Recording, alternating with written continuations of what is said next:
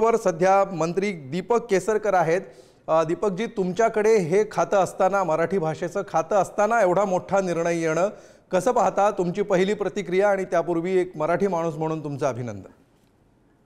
एक गोष्ट अशी आहे की अतिशय आनंद झाला की मी मंत्री असताना हा दर्जा मिळतोय, परंतु त्याच्याच बरोबर ज्यांनी ह्याच्यासाठी काम पूर्वी केले, आता आपण मोरे सरांशी बोलत होता, त्यांनी ते ह्या समितीचे अध्यक्ष होते आणि मुख्य सांगायचं म्हणजे आदरणीय आमचे मुख्यमंत्री एकनाथजी शिंदे, उपमुख्यमंत्री देवेंद्रजी फडणवीस आणि आम्ही सातत्याने पंतप्रधानांच्या बरोबर बोलत होतो, आम्ही सातत्याने अमित शहाजी बरोबर बोलत होतो। कालच सकाळच्या वेळेला 10:30, 11, 11:30च्या मनाने अमित शहा साहेब, मी आणि फडणवीस साहेब एकत्र होतो, त्याला पुन्हा मी हा विषय काढला, त्याला त्यांनी सांगितलं की मी कालच ह्या फाईलवर सही केली आहे आणि एवढ्या लवकर कॅबिनेटचा निर्णय होईल असं मात्र मला वाटलेलं नव्हतं।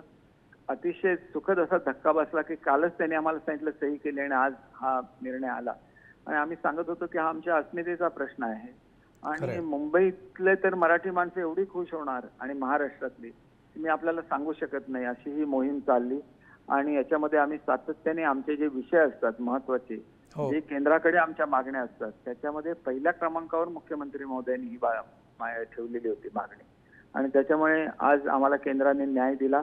त्याबद्दल त्या खात्याचे मंत्री, पंतप्रधान साहेब, गृहमंत्री साहेब सगळ्यांचे आणि आमच्या दोन्ही मुख्यमंत्री उपमुख्यमंत्री दोघांचे मी मनापासून आभार मानतो। धन्यवाद दीपक केसरकरजी या सविस्तर प्रतिक्रियेबद्दल। वेगवेगळ्या राजकीय नेत्यांच्या प्रतिक्रिया सध्या आपल्यापर्यंत येत आहेत। नीलम गोरे यांची प्रतिक्रिया आपल्यापर्यंत येते, पाहूया।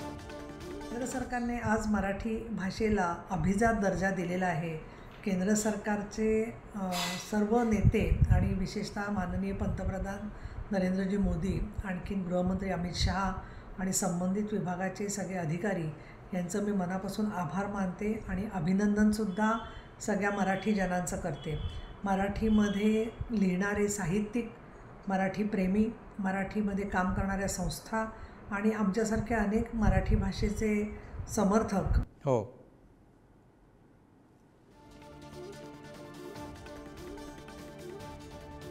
तर सर्व मराठी माणसांना अभिमान वाटावा अशी ही बातमी आहे। केंद्र सरकारनं मराठी भाषेला अभिजात भाषेचा दर्जा दिलेला आहे आणि त्यामुळे आता केवळ मराठी माणसांपुरती किंवा महाराष्ट्रापुरती मराठी भाषा न राहता संपूर्ण जगभरात प्रचार आणि प्रसार करण्यासाठी आता जगाची दारं मराठीला खुली होणार आहे।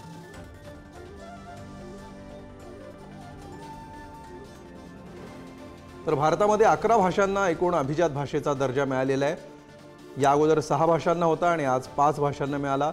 2004 साली तमिळ भाषेला, 2005 मध्ये संस्कृत भाषेला, 2008 मध्ये कन्नड भाषेला अभिजात भाषेचा दर्जा देण्यात आला होता।